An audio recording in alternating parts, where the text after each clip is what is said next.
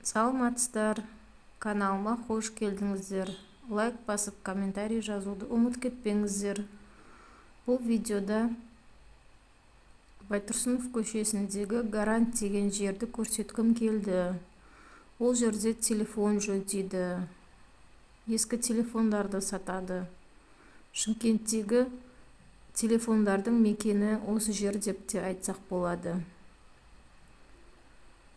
Басқа да қаладан көріп отқан болсаңыздар, Шымкентке келсеңіздер, осы Ахмет Байтұрсынов көшесінің бойындағы Гарантқа келсеңіздер болады. Барлық нәрсе табасыздар, запчасти барлығы бар телефонға. Маған ұнады өзіме.